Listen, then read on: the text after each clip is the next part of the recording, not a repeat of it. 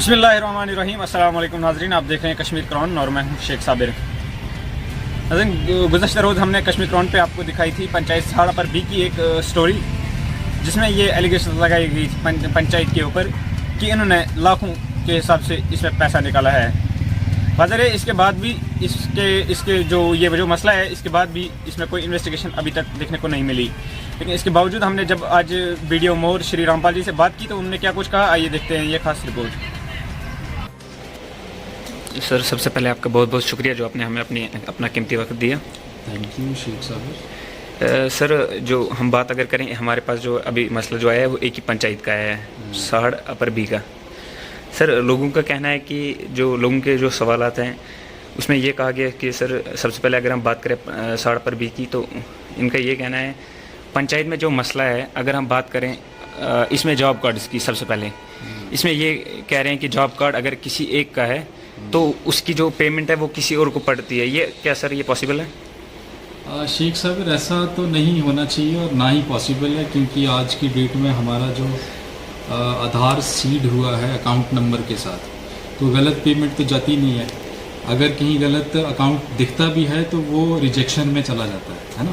तो अगर ऐसे इश्यूज़ कहीं आपकी नज़र में आते हैं तो वो एक लिस्ट बना करके मेरे नोटिस में ले आएँ, हम उसका एक प्रॉपर तरीके से डिस्पोज ऑफ करेंगे। जैसे हमारे पास प्रोसीजर रहता है कि एडिशन डिलीशन करते हैं हम पंचायत के अंदर जा कर के, वहाँ ग्राम सभाएँ होती हैं तो ग्राम सभाओं में हम क्या करते हैं कि जो एलिजिबल लोग होते हैं उनको हम, जिनके कार्ड नहीं बने होते वो भी बनाते हैं नए सिरे से।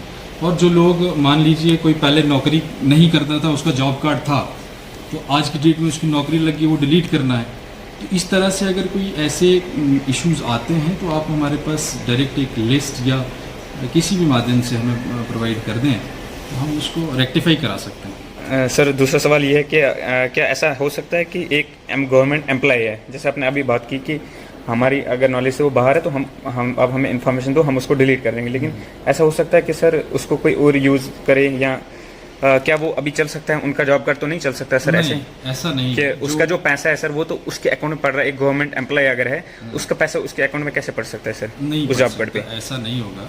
अगर ऐसा कुछ होगा तो आप मेरे नोटिस में सर, ऐसा क्या है कि एक जॉब कार्ड, क्या एक फैमिली में क्या तीन जॉब कार्ड हो सकते हैं? ऐसे क्या? नहीं, जॉब कार्ड नहीं, एक जॉब कार्ड नंबर तो एक ही इशू होगा, उसके आगे 2 आदमी 3 आदमी जो काम करने वाले होंगे उनके नाम हो सकते हैं। राशन कार्ड एक होना चाहिए।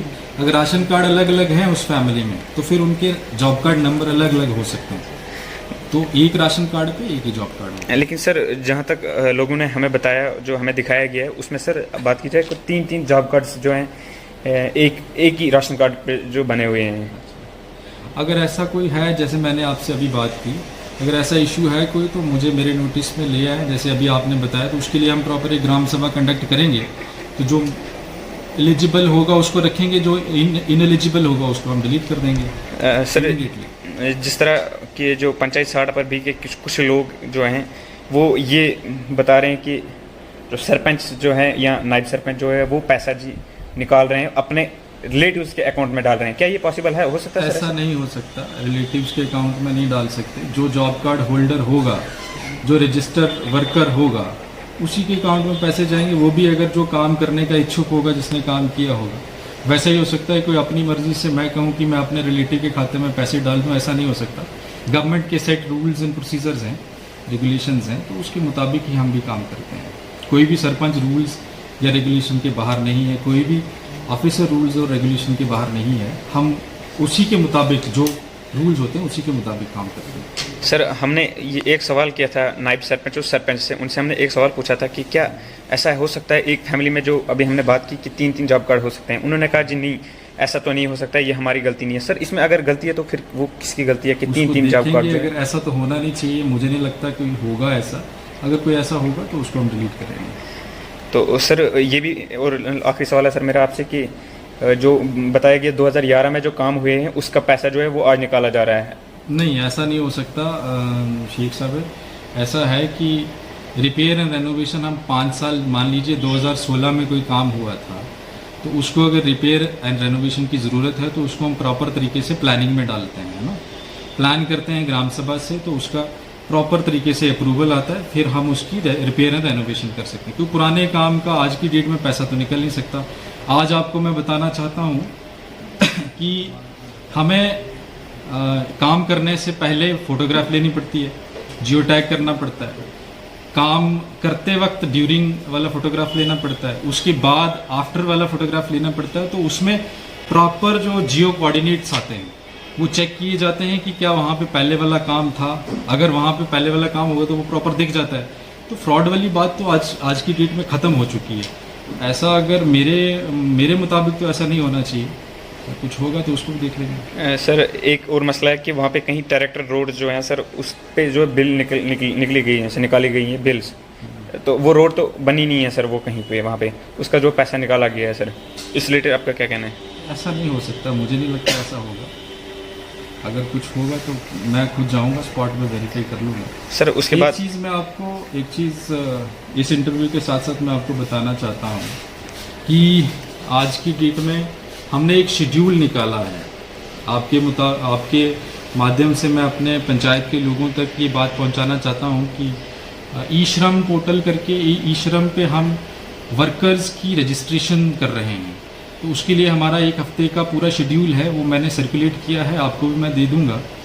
उसके मुताबिक ये है कि 16 साल से लेकर के 59 साल की उम्र तक जो भी वर्कर है वो अपनी रजिस्ट्रेशन करा सकता है। रजिस्ट्रेशन के लिए 3 चीज़ें इंपॉर्टेंट हैं। एक उसका आधार कार्ड होना चाहिए, एक मोबाइल नंबर होना चाहिए और एक बैंक अकाउंट जो खाता रहेगा वो होना चाहिए। और वो रजिस्ट्रेशन कराने के फ़ायदे ये हैं कि अगर वो एक्सीडेंटल डेथ हो जाती है कहीं तो उसको 2 लाख रुपए दिया जाएगा, और अगर माइनर इंजरीज आती हैं तो 1 लाख रुपए गवर्नमेंट की तरफ से इंश्योरेंस मिलेगा। उसके अलावा भी जैसे आपने देखा होगा कि 2011 में सेक्रेटा के मुताबिक हम लोगों को प्रधानमंत्री आवास योजना में घर देते हैं। उसके बाद अभी आवास प्लस का जो सर्वे हुआ था, और SBM के अंदर भी बहुत सारी स्कीमें सेक्रेटा के मुताबिक चलती हैं। तो ये एक डेटाबेस बनेगा लेबर क्लास का। तो मेरी रिक्वेस्ट ये रहेगी कि मैक्सिमम लेबरर्स जो खास करके हमारे पंचायतों के अंदर जो MG नरेगा वर्कर्स हैं वो मैक्सिमम नंबर में बाहर आएँ और अपनी रजिस्ट्रेशन इंश्योर करें। हम VLEs पंचायतों में भेज रहे हैं, पंचायत घरों में वो बैठेंगे। जो भी वेन्यू डिसाइड करेगी पंचायत, जहाँ पे लोगों को सुविधा रहेगी, वहाँ जा कर के वो रजिस्ट्रेशन करेंगे। तो आपके माध्यम से मैं ये मैसेज पहुँचाना चाहता हूँ कि मैक्सिमम नंबर ऑफ़ पीपल, जितने भी लोग वहाँ पे रहते हैं, वर्कर्स खास करके, वो बाहर आकर के इस वक्त 1-2-4 घंटे निकाल करके ये इम्पोर्टेंट रजिस्ट्रेशन है, 2-4 घंटे निकाल करके रजिस्ट्रेशन अपने आप को रजिस्टर करा लें, ताकि आपको जो जितने भी गवर्नमेंट के बेनिफिट्स इन नियर फ्यूचर होंगे वो मिल पाएँ। चलिए जी सर, आपका बहुत बहुत शुक्रिया जो आपने अपने कीमती वक्त अपना दिया। Thank you. DARS Commerce and Management Studies announces admission for coaching 11th, 12th Commerce, BCom, BBA. All semesters CA, CMAT, UGAT. DARS Commerce and Management Studies, the symbol of excellence. Paripura opposite G & Sons. Naugam bypass above HDFC Bank. Phone number 70061 49618.